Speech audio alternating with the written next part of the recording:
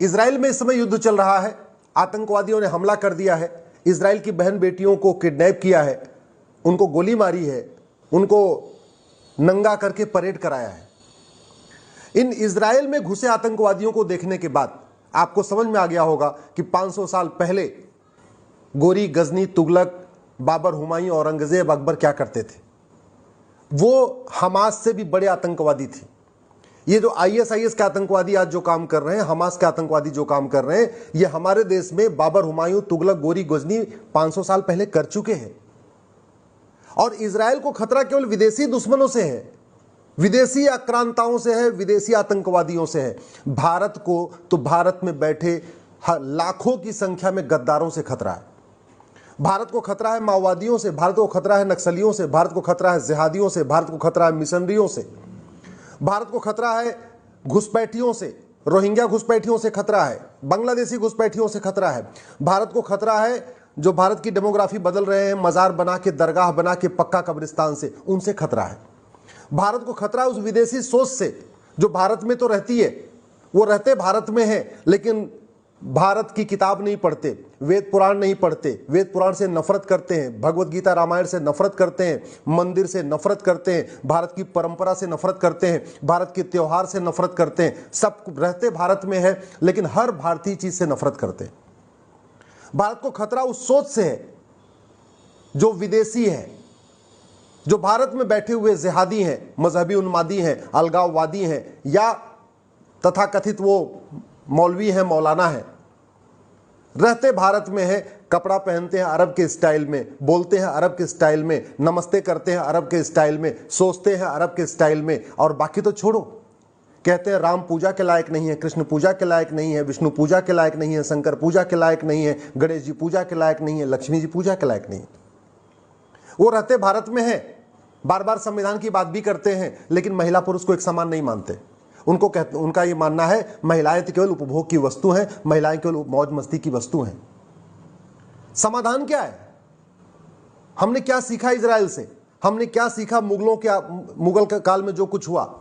हमने क्या सीखा उस जौहर से? कुछ नहीं सीखा। गुलामी का नाम चल रहा है, गुलामी की निशानी चल रही है, गुलामी की परंपरा चल रही है, गुलामी का रीति रिवाज चल रहा है, गुलामी का कानून चल रहा है, गुलामी की शिक्षा व्यवस्था चल रही है, गुलामी की पुलिस व्यवस्था चल रही है, गुलामी की न्यायिक व्यवस्था चल रही है। और जो खतरा आज इजराइल झेल रहा है वो खतरा हमारे सर पे भी मंडरा रहा है, और कई गुना ज्यादा मंडरा रहा है, कई गुना ज्यादा मंडरा रहा है। क्यों? क्योंकि इजराइल को तो केवल विदेशियों से खतरा है, भारत को तो भारत के अंदर के गद्दारों से खतरा है। इन गद्दारों का समाधान करना पड़ेगा। नहीं करेंगे तो आज नहीं तो कल जो फ्रांस ने झेला, जो आज इजराइल झेल रहा है, वो कल भारत झेलेगा।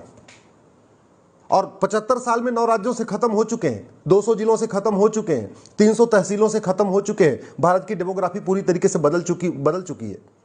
75 साल पहले विभाजन हुआ था, पत्थरबाजी शुरू हो चुकी है। 75 साल पहले विभाजन हुआ था मजहब के आधार पे, और सरतन से जुदा शुरू हो चुका है। 75 साल पहले विभाजन हुआ था, आज की डेट में वक्फ बोर्ड के पास, रेलवे और आर्मी के पास सबसे ज्यादा लैंड बैंक हो चुका है। तो भारत को खतरा जिहादी संगठनों के साथ साथ जिहादी कानूनों से भी है। भारत को खतरा 1954 के उस कानून से है जो भारत की चिकित्सा व्यवस्था को एकदम निस्ताबूद करता है।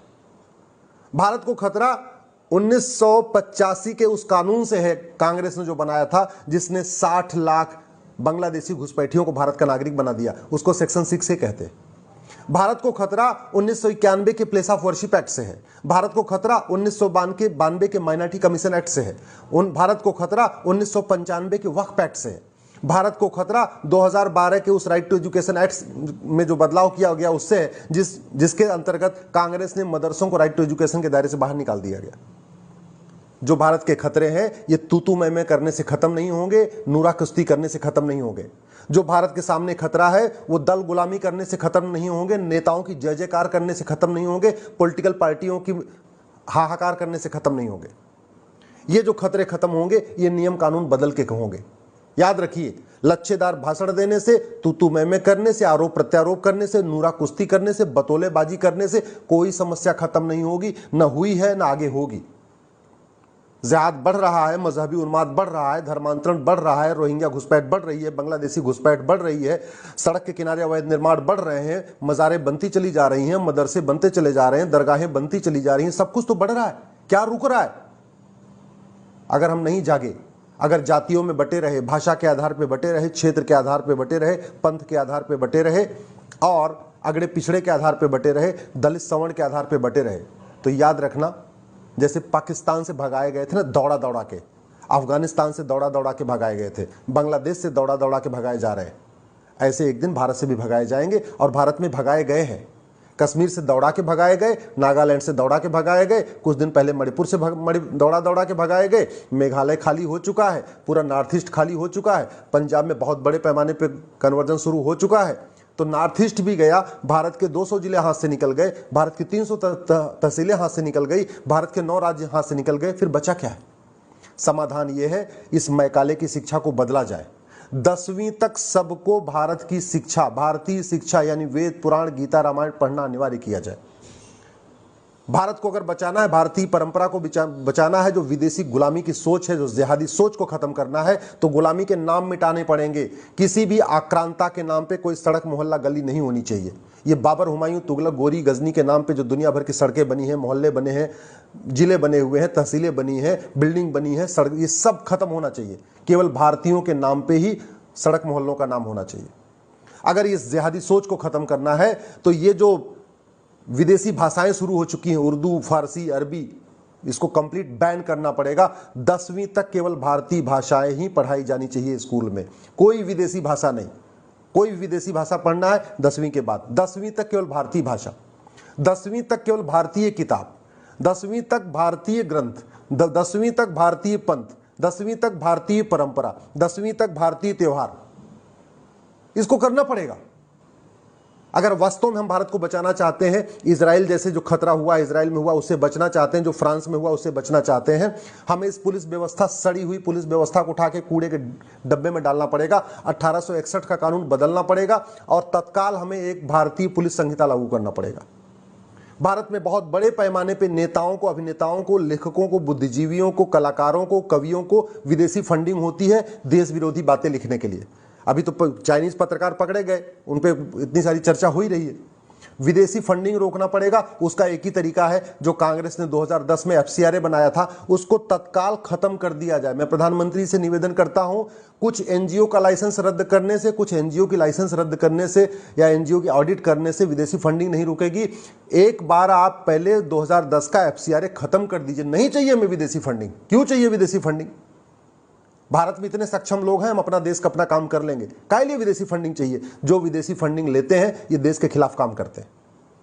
अगर हमें भारत को बचाना है, आतंकवाद खत्म करना है, अलगाववाद खत्म करना है, इस सड़ी हुई न्यायिक व्यवस्था को बदलना पड़ेगा। ये जो गुलामी की काली कोट, गुलामी का काला गाउन, गुलामी का तरीका, गुलामी का कानून, गुलामी की सिस्टम जो चल रहा है न्यायिक व्यवस्था में, इसको खत्म करना पड़ेगा। नार्को पॉलीग्राफ ब्रेन मैपिंग कानून बनाना पड़ेगा, जुडिशियल चार्टर लागू करना पड़ेगा, पुलिस चार्टर लागू करना पड़ेगा। 1 घंटे के अंदर एफआईआर, 1 महीने के अंदर पूरी जांच और 1 साल के अंदर मुकदमे का फैसला। इसके लिए कानून बनाना पड़ेगा। पुलिस की अकाउंटेबिलिटी करनी पड़ेगी। अगर कोई सबूत के अभाव में छूटा, अगर तुमने जानबूझ के जांच घटिया किया, पैसा लेके जांच ऐसी कर दिया, जब सबूत के अभाव में छूट गया, पुलिस वाले की नौकरी गई। जज अगर 1 साल के अंदर फैसला नहीं कर रहा है, तारीख पे तारीख दे रहा है पैसा लेके, जज की नौकरी जाए। नहीं चाहिए हमें ऐसे जज, नहीं चाहिए ऐसे पुलिस वाले जो पैसा लेके देश के साथ गद्दारी करते हैं। नहीं चाहिए हमें थानेदार, नहीं चाहिए ऐसे हवलदार, नहीं चाहिए ऐसे पेशकार, नहीं चाहिए ऐसे तहसीलदार, नहीं चाहिए ऐसे क्लर्क, नहीं चाहिए ऐसे कलेक्टर जो पैसा लेके घुसपैठियों की मदद करते हैं, जिहादियों की मदद करते हैं, मजहबी उन्मादियों की मदद करते हैं, चरमपंथियों की मदद करते हैं, नेता ऐसे गद्दार नेताओं की मदद करते हैं, गद्दार जो है लेखकों, बुद्धिजीवियों की मदद करते हैं। नहीं चाहिए ऐसे हमें। अगर भारत को बचाना है, हमें तत्काल टैक्स सिस्टम ठीक करना पड़ेगा।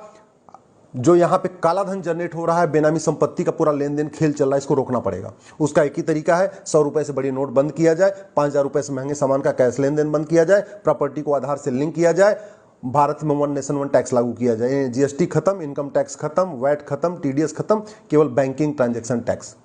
यही तरीका है। नहीं तो जो आज इजराइल झेल रहा है, कल इसको हमें भी झेलना पड़ेगा। जो आज फ्रांस झेल रहा है हमें झेलना पड़ेगा। जो आज जिस तरीके से यूरोप अशांत है, जिस तरीके से पूरा फ्रांस अशांत है, अब तो जर्मनी की भी डेमोग्राफी अशांत है, ये हमको भी झेलना पड़ेगा। इसलिए मैं आशा करता हूं प्रधानमंत्री इस पे ध्यान देंगे। और आप सबसे निवेदन है